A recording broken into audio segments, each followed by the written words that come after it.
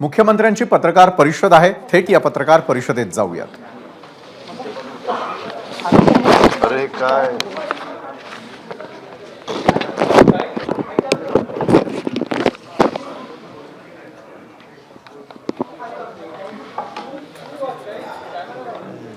महाराष्ट्र सरकारची पत्रकार परिषद तिची अगदी काही क्षणांमध्ये सुरुवात होताना आपल्याला पाहायला मिळते।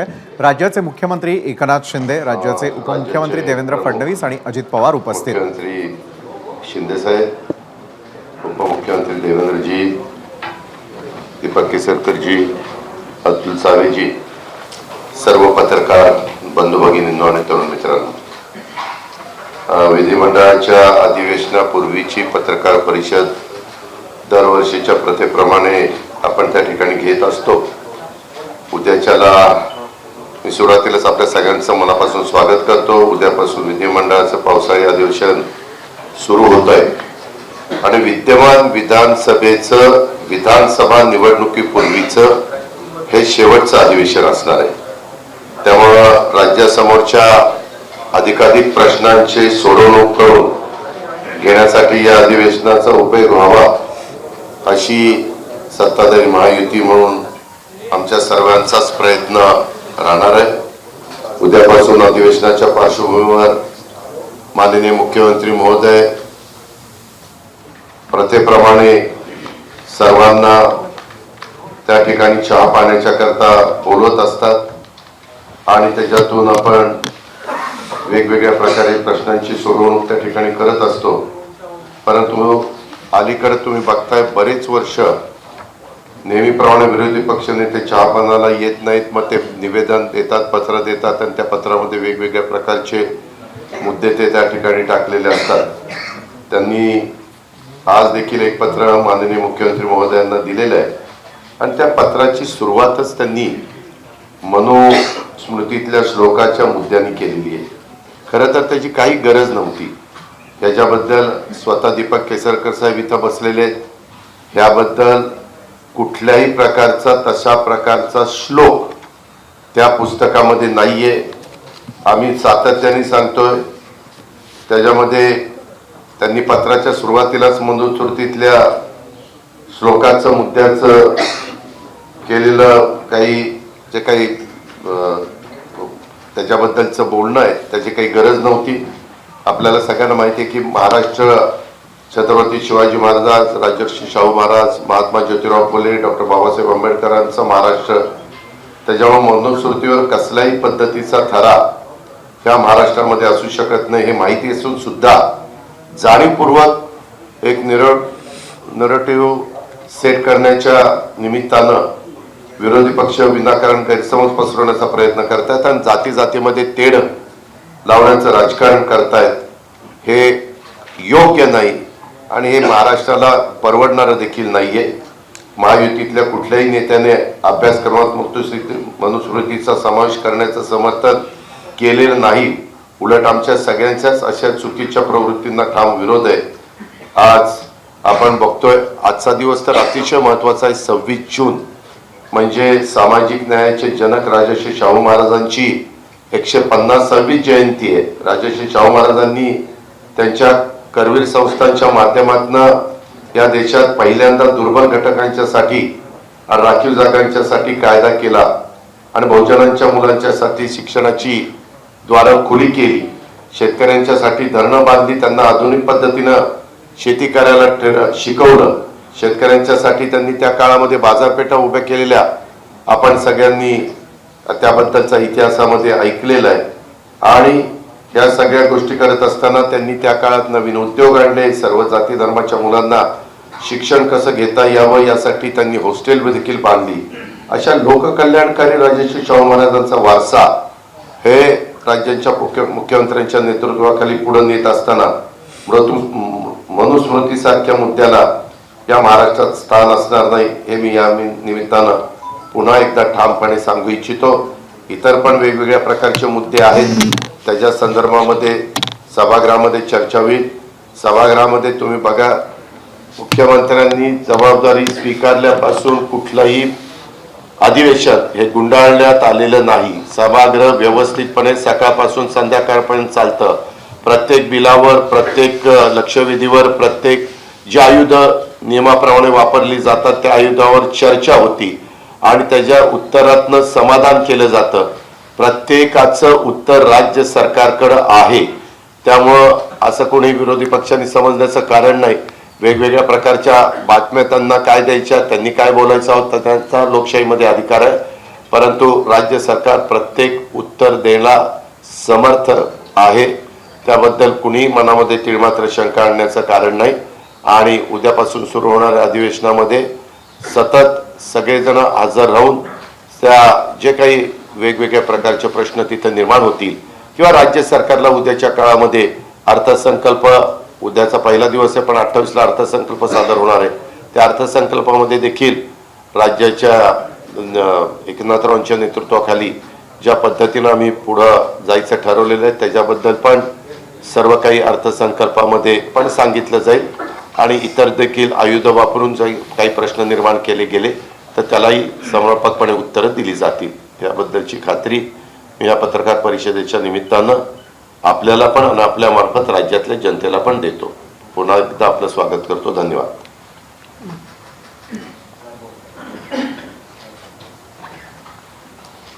माननीय मुख्यमंत्री महोदयांच्या नेतृत्वात उद्यापासून अधिवेशनाला सरकार सामोरं जात आहे. आज विरोधी पक्षाने प्रथेप्रमाणे चहा पानावर बहिष्कार टाकत जे पत्र दिलेलं आहे, खरं म्हणजे खोटं बोल पण रेटून बोल, खोटे नरेटिव्ह तयार करून एखाद्या निवडणुकीमध्ये थोडी मतं मिळाल्यानंतर आता खोटंच बोलायचं, अशा प्रकारच्या मानसिकतेमध्ये विरोधी पक्ष गेलाय असं या ठिकाणी मला वाटतं. किंबहुना त्यांनी दिलेलं पत्र याचा एका वाक्यात जर उल्लेख करायचा असेल तर त्यांनी आरशात आपला चेहरा पाहिला पाहिजे अशा प्रकारचे पत्र आहे. कारण त्यांनी मी सगळ्या गोष्टी सांगणार नाही, मुख्यमंत्री बोलणार आहेत. पण त्यांनी काय सांगितलं, विदर्भातले सिंचनाचे प्रकल्प मार्गी लावण्यात आलेलं अपयश. आता हे कोणाला होतं अपयश? 2.5 वर्ष ज्यांचं सरकार होतं, ज्यांनी विदर्भातल्या एकाही प्रकल्पाला सुप्रवा दिली नाही, एकाही नाही, ते आम्हाला सांगतायत की विदर्भाचे प्रकल्प मार्गी लागले नाही. या उलट विदर्भातल्या बहुतांश प्रकल्पांना केवळ सुप्रभात दिली नाही तर त्याचं काम देखील आपण सुरू केलं आणि बळीराजासारखी योजना आता जवळजवळ 87 प्रकल्प आपण पूर्ण करत आणलेले आहेत.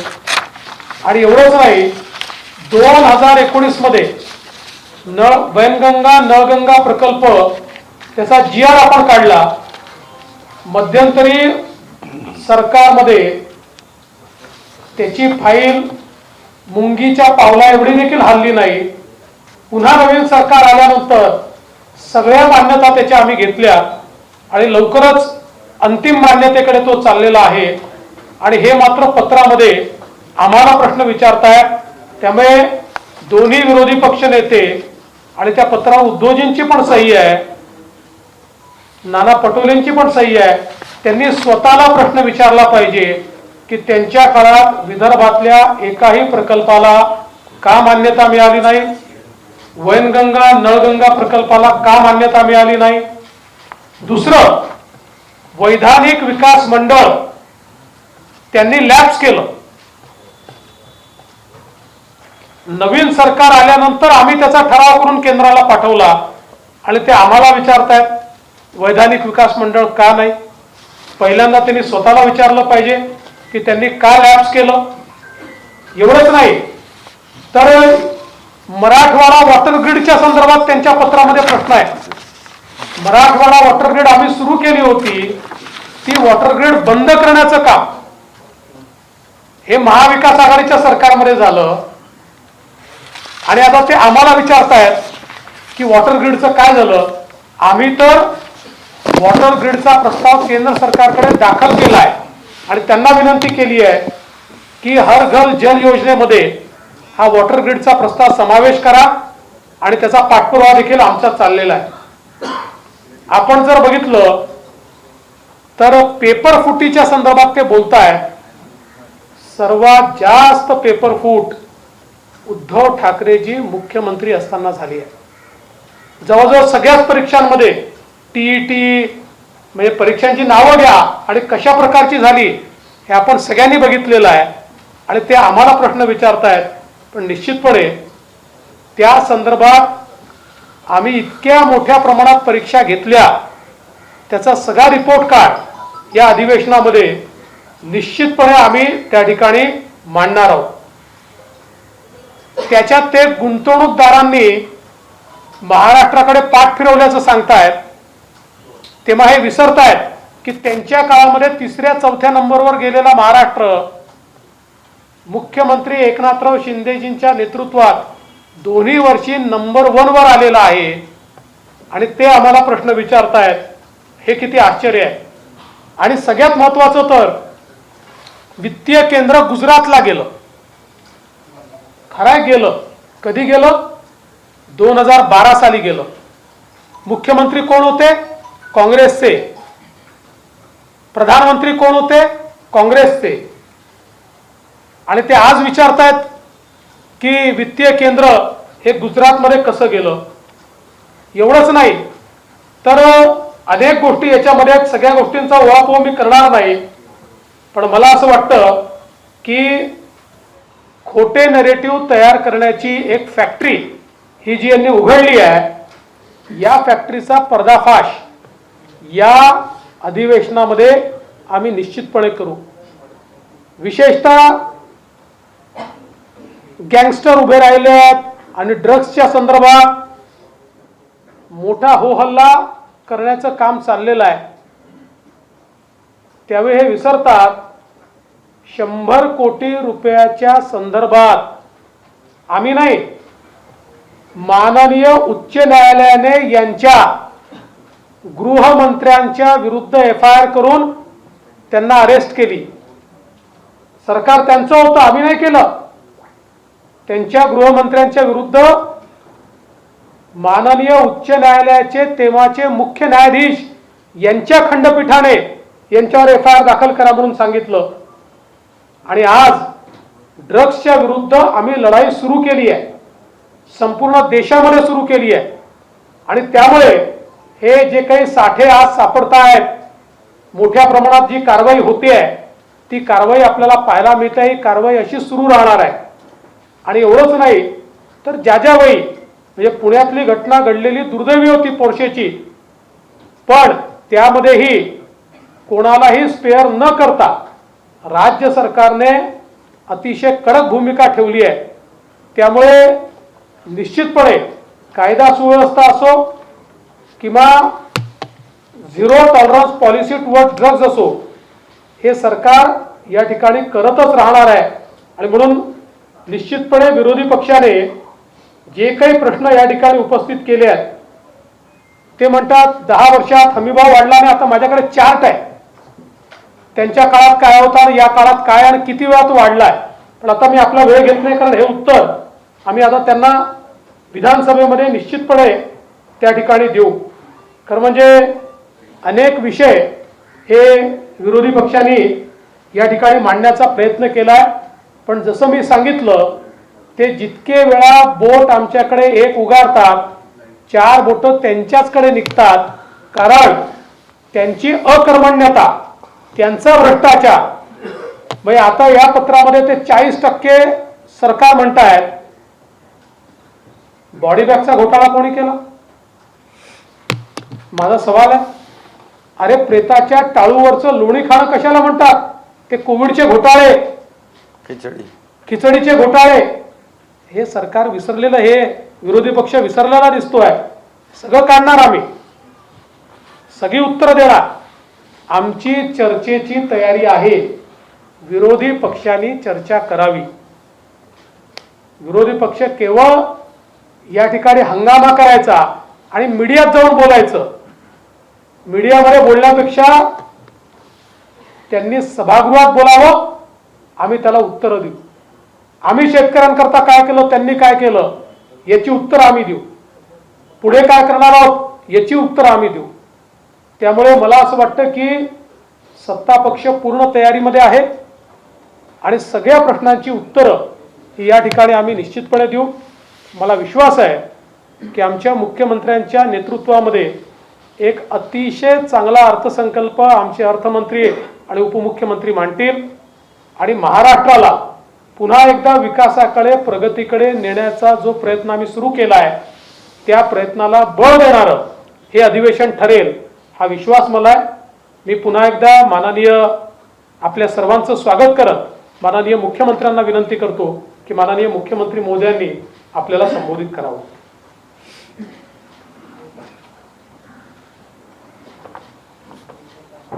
सर्व पत्रकारांचं मनापासून स्वागत. दोन्ही उपमुख्यमंत्री महोदयांनी अधिवेशनाबद्दल आपल्याशी संवाद साधलाय. उद्यापासून आपलं पावसाळी अधिवेशन सुरू होत आहे आणि या अधिवेशनामध्ये ठरल्याप्रमाणे विरोधकांनी बहिष्कार घातलाय. खरं म्हणजे या पंचवार्षिकचं शेवटचं अधिवेशन होतं. आम्हाला वाटलं होतं चर्चा करतील, येतील आणि चर्चेतून बरंचसं काही चांगलं जनतेसाठी होत असतं, परंतु त्यांची चर्चा करण्याची बिलकुल इच्छा नाही. पत्रही दिलंय, त्या पत्रामध्ये पण काही नवीन मुद्दे नाहीत. तेच घिसेपिटे प्रश्न उत्तर, अंतिम आठवडा प्रस्तावासारखं. आणि एकंदरीत जे काही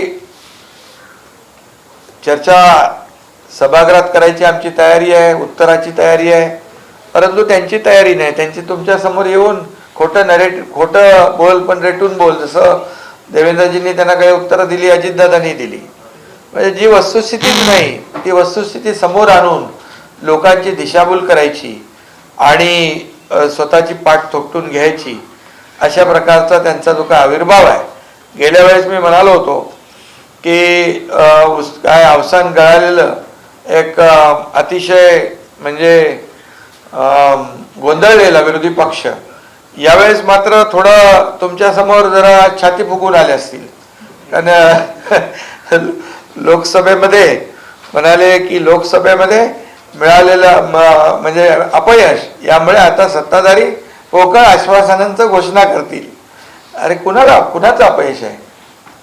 मोदीजींना हरवा हरवा हरवा म्हणून जंग पछाडलं तुम्ही.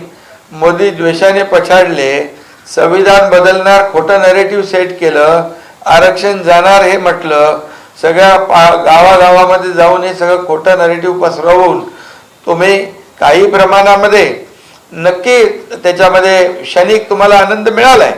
पण एवढं करून सुद्धा काँग्रेसला जागा किती मिळाल्या? 99. पण 3 वर्ष 15 म्हणजे 3 टर्ममध्ये आज 15 वर्ष झाली. 40, 50, 99. पण तुम्हाला आता 240 पर्यंत पोहोचायला किती वर्ष लागतील? 25 वर्ष लागतील.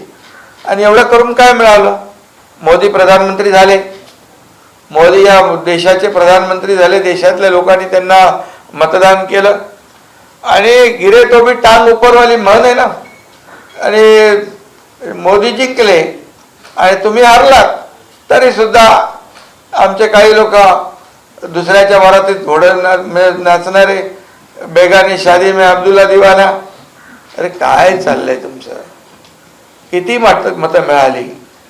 किती तुम्ही? अरे उबाटाचं जर सांगायचं तर उबाटा आम्ही समोर 13 लढलो, 7 आम्ही जिंकलो. 19% टोटल मतांच्या 14.5% धनुष्यबाणाला मिळाली. 3.5% तुम्हाला तुमच्याकडे मतं राहिली. आणि ही आता आलेली सूज आहे, ही सूज उतरेल, तात्पुरती सूज आहे. फसवून दिशाभूल करून मतं मिळवलेली आहेत. आणि लोकांनाही कळतंय आता, अरे हटाएंगे बोले, हटाएंगे ना, हम ही अड़ गए, वो तो बैठ गए जाके, अभी क्या करने का. आणि म्हणून मी आपल्याला एवढंच सांगतो, आमची सगळी तयारी आहे याच्यामध्ये. जेव्हा सरकार स्थापन झाल्यापासून पहिल्या दिवसापासून विरोधक काय म्हणत होते, सरकार पडणार, आता पडतंय, 2 महिन्यांनी पडतंय, 4 महिन्यांनी पडतंय. पडता सरकार मजबूत होत गेलं. अजितदादा आले आमच्या बरोबर, असं अजून मजबूत होत आलं. मग मुख्यमंत्री बदलणार, देव पाण्यात बुडवून तुम्ही ठेवले. पण काय झालं का, 2 वर्ष आता 30 तारखेला होत आहे सरकारला. एक मजबूत सरकार या महाराष्ट्राने पाहिलेलं आहे, मजबूत निर्णय घेणारं सरकार महाराष्ट्राने पाहिलेलं आहे. तुम्ही काय सांगता आम्हाला, तुम्ही काय दिलं शेतकऱ्यांना? आमच्याकडे आकडेवारी आहे. शेतकऱ्यांच्या तोंडाला पानं पुसण्याचं काम कोणी केलं हे माहिती आहे लोकांना. आज शेतकऱ्यांना वाऱ्यावर आम्ही सोडणार नाही, सोडलंही नाही. आज शेतकऱ्यांच्या बद्दल जे काय भाष्य केलं जातं, NDRFचे आम्ही निकष बदलले, डबल केले, 2 हेक्टरचे 3 हेक्टर केले. सततच्या पावसाचं होणारं नुकसान कधी मिळत होतं, गोगलगाईने केलेलं नुकसान मिळत होतं, आपल्या सरकारने दिलं. 15,000 कोटी रुपये फक्त नुकसान भरपाईचे दिले. 6,000 रुपये मोदी साहेबांचे, 6,000 रुपये राज्य सरकारचे, असे 12,000 रुपये आपण देतो. 1 रुपयात पीक विमा योजना देणारं राज्य पहिलं राज्य आहे. 45,000 कोटी रुपये आतापर्यंत शेतकऱ्यांना नुकसान भरपाई आणि या सर्व योजनांमधून आपण दिलेले आहेत. आणि म्हणून हे सरकार काम करणार आहे आणि सर्व समावेशक. मग असे सांगितलं देवेंद्रजींनी, कुठलं पाण्याचं ते विदर्भाचं सिंचन, एक तरी सिंचन प्रकल्प, 121 सिंचन प्रकल्प आपल्या सरकारने केले, सुधारित प्रशासकीय मान्यता. जवळपास 15 लाख हेक्टर जमीन ओलिताखाली येणार आहे. काय तुम्ही केलं शेतकऱ्यांसाठी? मराठवाडा वॉटर ग्रीड तुम्ही भासणात गुंडाळलं, ते आता आम्ही सुरू करतोय. जलयुक्त शिवार सारखी चांगली शेतकऱ्यांची वरदान ठरणारी योजना तुम्ही बंद केली, देवेंद्रजींच्या काळात चालू होती, ती आम्ही आल्या सरकार आमचं आल्या आम्ही चालू केली. तुम्ही सगळे प्रकल्प बंद केले, मेट्रो पासून सगळं काम बंद केलं, समृद्धी पासून सगळं या अटल सेतूमध्ये दांडा घालून ठेवला. काय काय केलं नाही तुम्ही? हे सगळे प्रकल्प आम्ही सुरू केले आणि आज सगळीकडे योजना, महिलांसाठी योजना असतील, युवकांसाठी असतील, शेतकऱ्यांसाठी असतील, ज्येष्ठांसाठी असतील, हे सगळे किती प्रकल्प शासन आपल्या दारी. कधी झालं होतं? कधी कुणाला शासनाचे लाभ कंटाळून कटकट करून सोडून देत होते लोक? आज शासन आपल्या दारीच्या माध्यमातून कोट्यावधी लोकांना, जवळपास 4 कोटीपेक्षा जास्त लोकांना त्याचा फायदा झाला. हे शासनाचं काम आहे आणि शासन लोकांच्या दारातच म्हणजे शोभून दिसतं, लोकांच्या दारात जाऊन काम करणारं हे सरकार आहे. बाळासाहेब ठाकरे म्हणायचे, कोणी आलं तर मंत्रालयातून खाली उतरून त्यांना भेटा. आम्ही तर डायरेक्ट शासन दारी आम्ही घेऊन गेलो. आणि म्हणून ह्या सगळ्या ज्या काही बाबी आहेत, खोटं बोला पण रेटून बोला, या परिस्थितीमध्ये थोडा काळ त्यांना आनंद झालेला आहे. आज पुन्हा मोदी साहेब प्रधानमंत्री झालेले आहेत. आल्या त्यांनी काय केलं, शेतकऱ्यांच्या जे काय इन्स्टॉलमेंट आहे, शेतकरी सन्मान योजना, त्याच्यावर सही केली. आज शेतकरी, कष्टकरी, गोरगरीब लोक आहेत, त्याच्यासाठी आम्ही काम करतोय. आणि यामध्ये तुम्हाला मी एवढंच सांगतो की खोटी आकडेवारी देऊन तुम्हाला क्षणिक आनंद घेता येईल, परंतु लोकांना फसवता येणार नाही. गेल्या 2 वर्षाच्या कामगिरीवर आता उद्या आमचा अर्थसंकल्प आहे, अर्थमंत्री इथे बसलेले आहेत आणि आम्ही खोट्या अफवांचा पाऊस पडणारे लोक नाही. आम्ही जे बोललोय ते दिलेलं आहे, तपासून घ्या. आणि उद्या देखील उद्याच्या अर्थसंकल्पातून काय काय निघेल ते जनतेच्या हिताचंच निघेल, शेतकऱ्यांच्या हिताचंच निघेल, माता भगिनींच्या हिताचं निघेल, तरुण बेरोजगार लोकांच्या हिताचं निघेल, ज्येष्ठांच्या हिताचं निघेल, सगळ्यांच्या हिताचंच. हे सर्व समावेशक, हे सर्वसामान्यांचं सरकार आहे. आणि आज तुम्ही खोटे आरोप करता.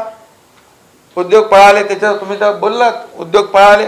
अरे आज या महाराष्ट्रामध्ये जवळपास 1,37,00,000 कोटीची पहिली गुंतवणूक झाली, नंतर 5 लाख कोटीची इन्व्हेस्टमेंट झाली. महाराष्ट्र आता इंडस्ट्री फ्रेंडली स्टेट झालेला आहे आणि म्हणून येणाऱ्या सर्व गुंतवणुका ज्या आहेत या महाराष्ट्रामध्ये येत आहे. महाराष्ट्रामध्ये पोटेन्शियल आहे, चांगलं इन्फ्रास्ट्रक्चर आहे, कनेक्टिव्हिटी आहे, स्किल मॅनपॉवर आहे आणि तुम्ही काय केलं? तुम्ही माणूस आला की सगळं चर्चा झाल्यानंतर शेवटी आमचं काय? आम्ही ते विचारत नाही. तुम्हाला काय मदत पाहिजे सांगा, आम्ही रेड कार्पेट देतो, आम्ही सबसिडी देतो, सिंगल विंडो क्लिअरन्स आम्ही देतो. म्हणून तर मोठ्या प्रमाणात केसरकर इकडे आहेत. 4 लाख लोकांना जर्मनीमध्ये रोजगार देण्याचा MOU साईन झालेला आहे. आज लोडाच्या स्किल डेव्हलपमेंट याच्यामधून डिपार्टमेंटमधून लाखो लोकांना नोकरी मिळाली.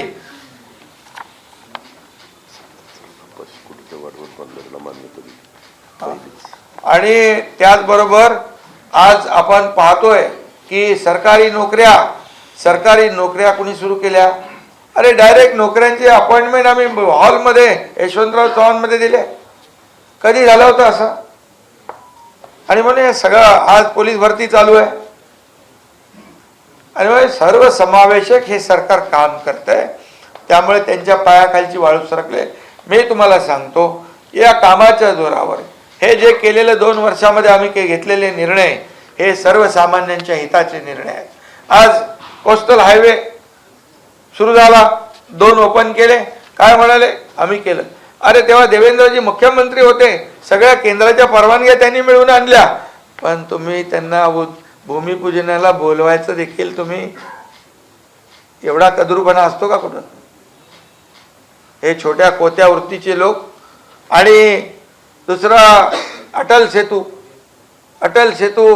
समृद्धी हायवे, हे सगळे गेम चेंजर प्रकल्प आहेत. हे केले कोणी? यांना आम्ही जसं सरकार आल्यानंतर 2 वर्षामध्ये मेट्रोची कामं थांबलेली, मेट्रोची कामं सुरू केली. सगळे ही जी काय सगळे आज तुम्ही जिकडे बघाल, मुंबई तर खड्ड्यामध्ये घातली होती. पहिला आम्ही आल्यानंतर मुंबईचे कॉन्क्रीटचे रस्ते करण्याचा निर्णय घेतला. आज त्याची कामं चालू झाली. 2 वर्षामध्ये खड्डेमुक्त मुंबई करण्याचा आम्ही निर्णय घेतला. त्याची अंमलबजावणी आम्ही करतोय. बाळासाहेब ठाकरे कुठले म्हणाले आरोग्याची बोजवारा उडालाय. आरोग्य यंत्रणेमध्ये बाळासाहेब ठाकरे आपला दवाखाना मुंबईमध्ये बघा, आज जाऊन बघा तिथे काय आपण लोकांना सेवा देतोय. आज मुंबईतल्या हॉस्पिटलमध्ये 0 प्रिस्क्रिप्शन, औषधाला पैसे लागणार नाही, तेव्हा पण निर्णय घेतलाय. आज कॅशलेस आपण सेवा देतोय, करतोय. त्यामुळे हे सगळं जे आहे, हेल्थ, एज्युकेशन, सगळ्याच क्षेत्रामध्ये, कृषी विभागामध्ये, सर्व क्षेत्रामध्ये, उद्योग विभागामध्ये आज ज्या पद्धतीने लोक येतात, खऱ्या अर्थाने हा जो काही विकास आहे हा लोकांना पावत नाही. आणि आता केंद्र सरकारमध्ये पुन्हा मोदीजी आलेत. त्यांनी मगाशी मी म्हटलं की शेतकऱ्यांसाठी निर्णय घेतला, तसा वाढवणचा 67,000 कोटीचा प्रकल्प आज त्यांनी मंजूर केला. आज पूर्णपणे गेम चेंजर होईल, तिथे विकास होईल. आज जसं अटल सेतू किंवा मुंबई पुणेमुळे जे काय समृद्धीमुळे जो विकास झाला, आज मुंबईमध्ये आपण पाहिलं अटल सेतूच्या तिथे लँडिंग होतं, एअरपोर्ट होतोय, पनवेल त्या भागातला उरण, हा सगळा विकास होईल. पालघरचा विकास होईल. आणि मग संपूर्ण राज्याचा विकास झाला पाहिजे, ही भूमिका आम्ही घेऊन चाललेलो आहे. आणि म्हणूनच या ठिकाणी आज त्यांची जी काही पोटतिडीक आहे, त्यांना कळलेलं आहे की ठीक आहे, आता एकदा ते ज्यांनी संविधान बदलणार म्हणून खोटं नॅरेटिव्ह तयार करून लोकांमध्ये भीती निर्माण करून आरक्षण तुमचं जाणार म्हणून आता लोकांनी ज्यांनी मतदान केलंय तेही आता पस्तावलेत. मोदीजी तर बसलेत तिकडे, प्रधानमंत्री बनलेले आहेत. आणि त्यामुळे हे सगळं जे आहे, आज आपण पाहिलं तर मुंबईमध्ये देखील 2 लाख 2.5 लाख मतं महाविकास आघाडीपेक्षा आम्हाला जास्त मिळालेले. आणि पर्सेंटेज किती? 0.1. आपल्याला मुंबईत 50%, त्यांना 46%. आम्हाला 50%, त्यांना 46%. आणि टोटल मतांचं 0.3% डिफरन्स आहे. आणि आता याच्यापेक्षा तर खाली आम्ही जाऊ शकत नाही. कामं तर आम्ही केलेली आहेत. त्यामुळे आता काय बोलायचं, म्हणजे खोटे नाटे आरोप करायचे. संविधानाचं केलं, आता काय स्वाभिमान? कसला स्वाभिमान? कुठं घाण टाकला तुम्ही? कधी ठेवला? स्वाभिमान असला तर 2019ला तुम्ही घाण टाकला नसता. बाळासाहेबांचे विचार घेऊन आम्ही पुढे निघालो, सरकार बनवलं, लोकांच्या मनातलं सरकार बनवलं. म्हणून आज त्यांच्यापेक्षा आम्हाला मतं लोकांनी जास्ती दिली आहे. त्यांचा 42% स्ट्राईक रेट आहे, आमचा 47% स्ट्राईक रेट आहे. हे मी छाती ठोकपणे सांगतो, तपासून घ्या. आणि लोकांनी आता ते दिंडीला आम्ही 20,000 रुपये दिले. बरे बोलतात दिंडीला पैसे दिले. नवीन मित्र जे आले त्याच्यामुळे दिंडीची त्यांना पोटदुखी झाली, नवीन मित्र जमा झाल्यामुळे. पण आता हे वारकरी संप्रदाय पायी चालत जातो, त्यांचं ते त्या ह्याच्यामध्ये समाज प्रबोधनाचं काम करतात ते. आणि त्यांना आम्ही 20,000 रुपये दिले. ते आतापर्यंत कधी दिले नाही, यावेळेस दिले. ती पोटदुखी झाली. आम्ही ज्या ज्या योजना करतोय त्या आता पुढे बघा, आता उद्या बजेट झाल्यावर काय काय बोलतील. त्यामुळे आम्ही तुम्हाला सांगतो, गेले 2 वर्षामध्ये केलेले जे काम आहे त्या कामाच्या जोरावर आणि आता येणाऱ्या अर्थसंकल्पामध्ये देखील आम्ही लोकांच्या हिताचे निर्णय घेणार आहोत. आणि घरी बसलेल्या लोकांना लोक मतदान नाही करत, फील्डवर उतरून काम करणाऱ्या लोकांनाच मतदान करतात. हे लोकसभेची निवडणूक ही आता त्यांनाही कळलेली आहे, एकदाच होतं, परत परत होत नाही. आणि आता होईल ते कामाच्या जोरावर होईल. आणि या राज्यामध्ये मी आपल्याला एवढंच सांगतो की जनता जनार्दन, काय लोक काय म्हणाले, कुठे निरोप द्यायचा सभा, काय निरोपाचं अधिवेशन आहे, तर निरोप द्यायला तर यायला पाहिजे का नाही सभागृहात, का फेसबुक लाईव्हवर निरोप संभ्रम देणार. हा, आणि निरोप काय, निरोप द्यायचा का घ्यायचा हे जनता ठरवत असते. हे जनता जनार्दनाच्या हातात असतं. त्यामुळे जनतेची सेवा आम्ही केलेली आहे.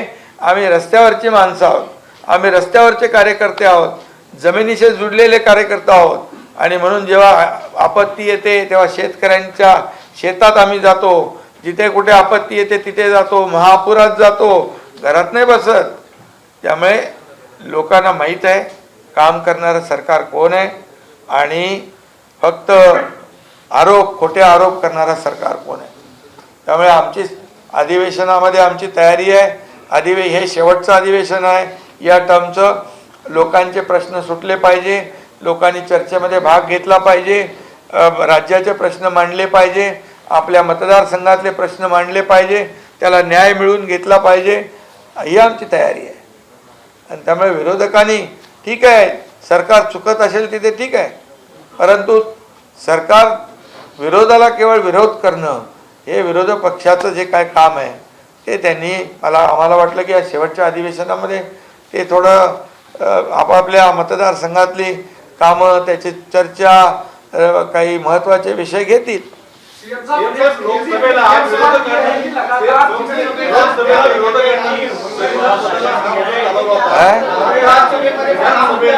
अरे एक जण बोला ना, काय चाललंय, काय चालवलं. लोकसभेला संविधान बदलणार हा चालवला होता. आता महाराष्ट्राचा स्वाभिमान जो आहे तो आगामी विधानसभेला लावून धरणार आहे. अरे मी मगाशी म्हटलं ना, ते संविधान कधी बदलणार आहे का. बाबासाहेबांचं संविधान, आपलं संविधान देशाचं संविधान जगात सर्वोत्तम आहे. आणि मोदीजींनी तर त्याला कपाळाला लावलं. आणि दुसरी गोष्ट, बाबासाहेबांना कुणी हरवलं, काँग्रेसने 2दा हरवलं. अरे बाबासाहेबच म्हणायचे जळकं घर आहे काँग्रेसचं, त्यापासून सावध राहा. आता त्यांना संविधान आठवलं. संविधान दिन आठवला का त्यांना. मोदीजींनी 2015ला संविधान दिन सुरू केला. आज बाबासाहेबांचं लंडन मधलं घर स्मारक बनवलं. आज आपण इथे मुंबईमध्ये इंदू मिलमध्ये जगाला हेवा वाटावा असं स्मारक करतोय. काय तुम्हाला बोलायचा अधिकार आहे संविधान बदलणार म्हणून. अरे जोपर्यंत सूर्य चंद्र आहे तोपर्यंत संविधान कोणीच बदलू शकत नाही. पण हे एकदा अरे ते दुधाचा वगैरे त्यांनी काय दिलंय, आम्ही निर्णय घेतलाय. कालच्या बैठकीतच आम्ही निर्णय घेतलाय. शेतकऱ्यांसाठी खरीपाच्या बैठकीमध्ये अनेक निर्णय आम्ही घेतलेत आणि ते तुम्हाला कळते.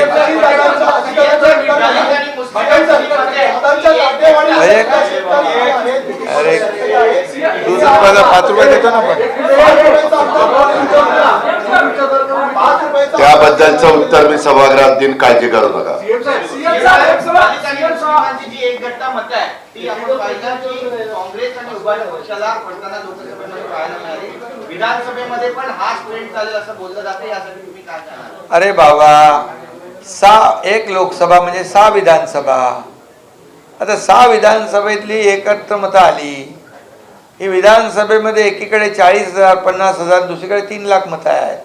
आणि आता सगळे जागृत झालेले आहेत. एवढं करून पण मिळवलं काय? किती पर्सेंटेज आपल्यापेक्षा जास्ती मतं मिळवली? तर त्याचा अभ्यास करा.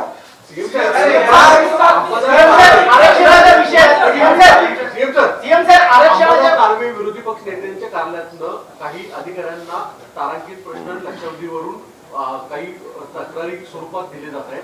खरंच असे काही तक्रारी आल्यात का प्रशासनाकडनं की काही अधिकाऱ्यांना ब्लॅकमेलिंग करणं, अधिवेशनाच्या तोंडावर काही प्रश्न विचारलं जाणं? कोण अंबादास करतात का ब्लॅकमेल? त्यांच्या कार्यालयाकडनं काही अधिकाऱ्यांनी ते तपासून घेऊ ना. एक आमच्याही कानावर आल्यात ते बरं.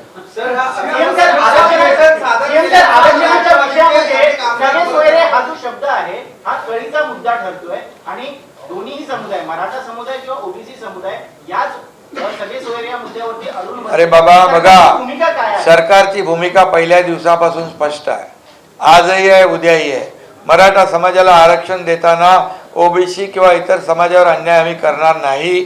त्याप्रमाणे आम्ही विशेष अधिवेशन घेतलं, मराठा समाजाला 10% आरक्षण दिलं. त्याचबरोबर कुणबी प्रमाणपत्र, ज्या जुन्या नोंदी कुणबी होत्या ज्यांना मिळत नव्हते, जस्टिस शिंदे कमिटी करून आम्ही त्यांना द्यायला लागलो. ते सुरू झालेलं आहे. आता एक ड्राफ्ट नोटिफिकेशन काढलं आहे की त्याच्यावर हरकती आलेल्या आहेत. त्या हरकतींच्यावर स्क्रुटिनी चालू आहे.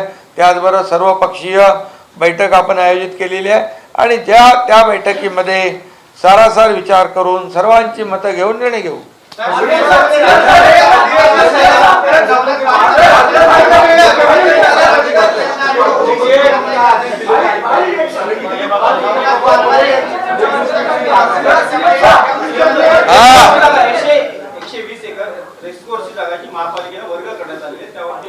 काय झालं ते? काय प्रॉब्लेम आहे? अरे ते तर आपण सेंट्रल पार्क म्हणजे इंटरनॅशनल वर्ल्ड क्लास आपण तो हे करतोय, मोठं गार्डन करतोय, सेंट्रल पार्क करतोय. आतापर्यंत तिथे रेसकोर्स होतं. रेसकोर्स ठेवून आपण 120 एकर जागा घेतली. त्या जागेवर एक कुठलंही बांधकाम होणार नाही. ती जागा पूर्णपणे गार्डन म्हणून आपण वापरणार त्या ठिकाणी. आणि दुसरी गोष्ट, आपलं जे कोस्टलचं गार्डन होणार आहे ते 200 म्हणजे 180 एकर आणि हे 120 एकर खालून आपण सबवे करून हे गार्डन एक करणार. 300 एकरचा सेंट्रल पार्क मुंबईत होणार. 300 एकर. तुम्ही विचार करा, ही हिंमत कुणी दाखवली? आपल्या सरकारने. मग महालक्ष्मीपेक्षा मग ते का थांबलं? एकदा सुरुवात केली होती मागच्या सरकारमध्ये, मग कुठं अडकलं? कोण त्यांना भेटलं? मग महालक्ष्मीतलं त्यांना महालक्ष्मी राहिली बाजूला. लक्ष्मी दर्शन झालं का? काय झालं? का थांबलं ते? थांबलं का? आणि ते आम्ही करण्याचं धाडस केलंय. मुंबईकरांना विरंगुळा म्हणून जसे आम्ही आता प्रकल्प मोठे करतोय, कोस्टल अटल सेतू केलंय, इतर प्रकल्प करतोय, मुंबईचं सुशोभीकरण करतोय, तसं 300 एकराचं सेंट्रल पार्क वर्ल्ड क्लास जागतिक दर्जाचं आम्ही करतोय. तुम्हाला काय अडचण आहे?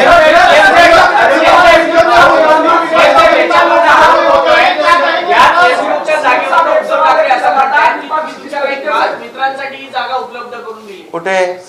उद्धव ठाकरे असा आरोप करतात. कशामध्ये? कुठल्या गार्डन मध्ये पळा? रेसकोर्सच्या जागेवर. अरे रेसकोर्स वर बांधकामच नाही होणार आहे. तेच गार्डन. गार्डन मध्ये खेळायला काय? आमचे मित्र 120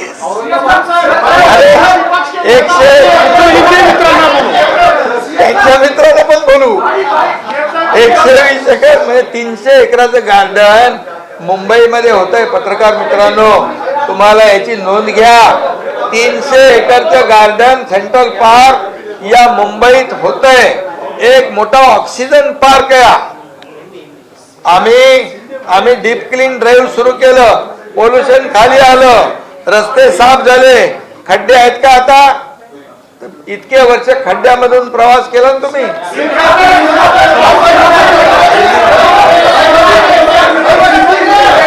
चलो धन्यवाद धन्यवाद